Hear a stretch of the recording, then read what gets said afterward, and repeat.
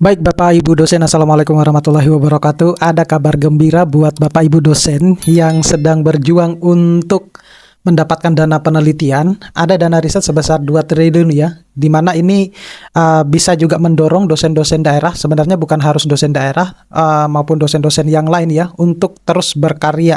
Nah, ini merupakan peluncuran yang diinformasikan oleh Pak Menteri Pendidikan Mendikti Saintek ya, yang beberapa hari yang lalu terkait dengan dana riset. Seperti kita ketahui bahwa dalam beberapa hari ke depan itu segera akan dilakukan penutupan untuk penelitian BIMA ya, dana BIMA. Jadi ada juga informasi terkait dengan dana riset itu sebesar 2 triliun ya, yang bisa Bapak Ibu dosen manfaatkan untuk ya, mungkin kalau misalnya tidak lolos di BIMA mungkin bisa masuk ke sini ya.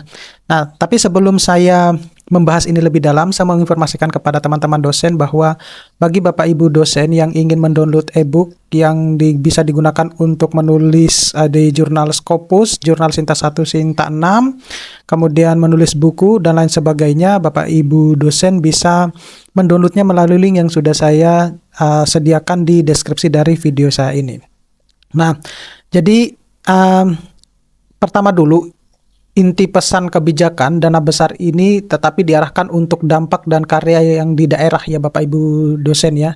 Jadi sebenarnya bukan hanya di daerah saja, tapi intinya penelitian itu dia harus berdampak dan berkarya. Nah, jadi Mendikti Saintek melalui Pak Menteri itu menyampaikan bahwa jika total anggaran riset itu dan pengembangan yang disiapkan itu mencapai lebih dari 2 triliun.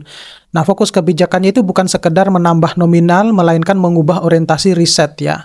Seperti itu. Jadi agar lebih berdampak langsung pada masyarakat dan atau industri, tidak berhenti pada laporan akhir atau publikasi semata, tapi juga memberikan ruang besar bagi perguruan tinggi di daerah seperti PTN ataupun PTS daerah untuk mengangkat isu lokal menjadi inovasi yang dapat diprototipekan misalnya dan dihilirkan ya.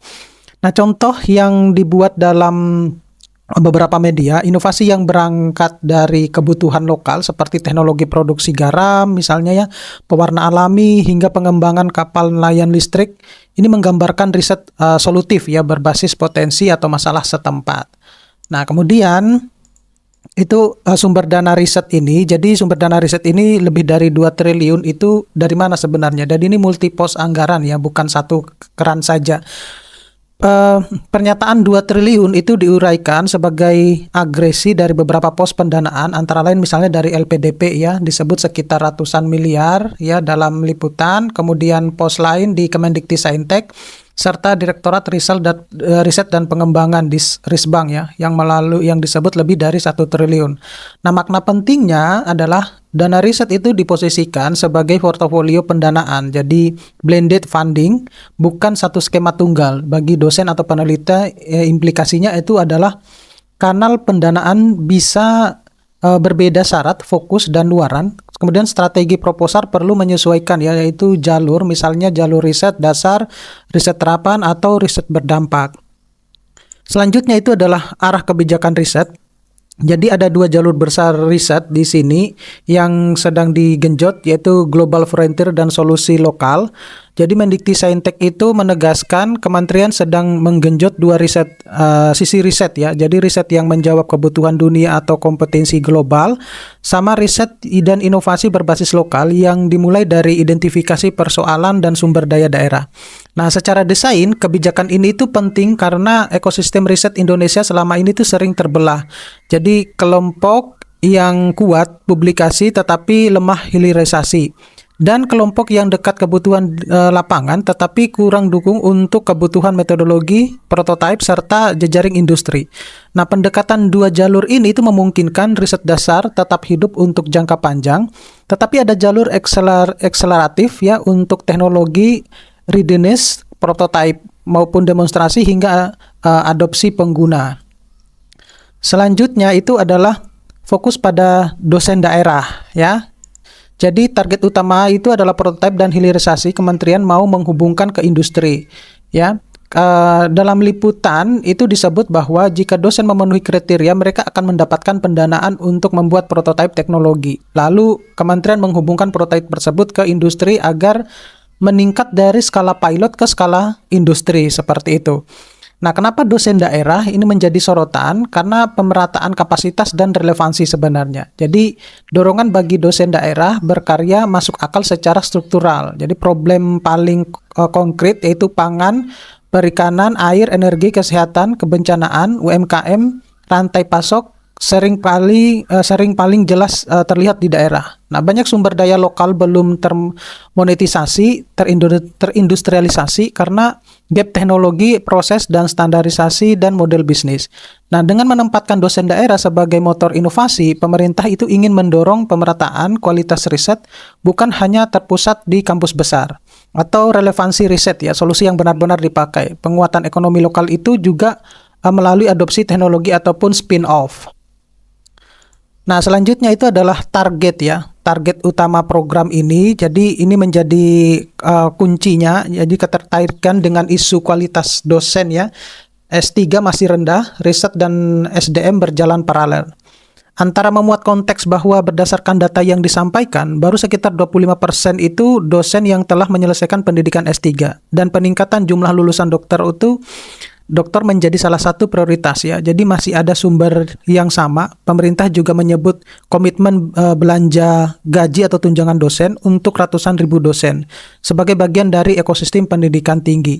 Artinya, agenda riset 2 triliun itu tidak berdiri sendiri. Ia beririsan dengan peningkatan kualitas dosen, produktivitas riset, dan kapasitas institusi. Dalam hal ini adalah bisa laboratorium, manajemen riset, etik, ataupun komite etik HKI.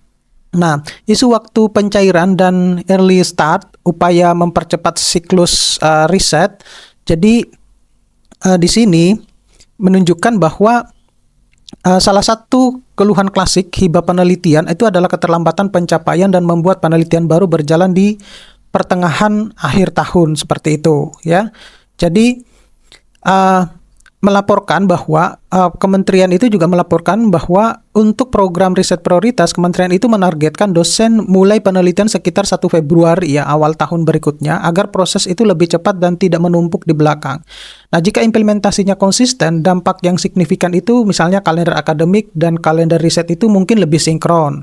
Belanja riset juga lebih efisien, serta luaran, dalam hal ini bisa prototipe, publikasi, ataupun pengabdian, dapat diproduksi dengan kualitas lebih baik karena waktu kerja memadai. Seperti itu. Nah, apa yang sebenarnya perlu disiapkan oleh dosen atau kelompok riset di daerah agar peluangnya itu maksimal? Jadi ini berbasis arah kebijakan, solutif prototipe atau hilirisasi. Langkah yang biasanya paling menentukan itu adalah rumusan masalah lokal yang tajam dan terukur, ya. Kemudian ada peta pemangku kepentingan, and user mapping, ya. Kemudian rencana prototipe dan jalur adopsi, kemudian jalur adopsi maksudnya kolaborasi yang melengkapi bukan sekedar formalitas, manajemen HKI dan komersialisasi sejak awal, serta indikator dampak. Gitu. Jadi kalau secara kesimpulan itu adalah dana riset sebenarnya 2 triliun itu menjadi peluang strategis ya, terutama bagi dosen-dosen daerah. Nah, dosen daerah itu berpenting untuk dalam inovasi dan pembangunan nasional. Oke, saya kira cukup sekian Bapak Ibu dosen. Mudah-mudahan ini bisa bermanfaat. Nanti kita akan ketemu di video-video selanjutnya. Saya Assalamualaikum warahmatullahi wabarakatuh.